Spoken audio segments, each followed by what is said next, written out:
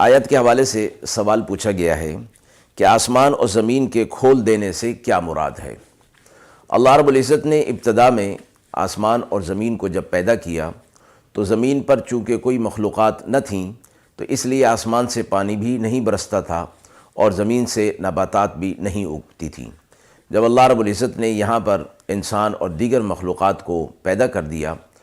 تو پھر آسمان کا بھی منہ کھول دیا اور زمین کا بھی۔ آسمان کے منہ کھول دینے سے مراد یہ ہے کہ اس سے بارش برسا دی، اور زمین کا منہ کھول دینے سے مراد یہ ہے کہ اس سے نباتات کو پیدا کر دیا۔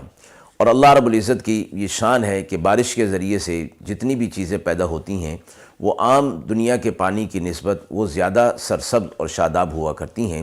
اس لیے زمین کو مردہ کہا گیا، اور اس پر جب اللہ کی طرف سے بارش آسمان کی طرف سے آتی ہے تو پھر وہ زمین کو زندہ فرما دیا گیا کہ گویا وہ زمین زندہ ہو گئی اور اس کا منہ کھل گیا اور نباتات ساری نکل پڑتی ہیں۔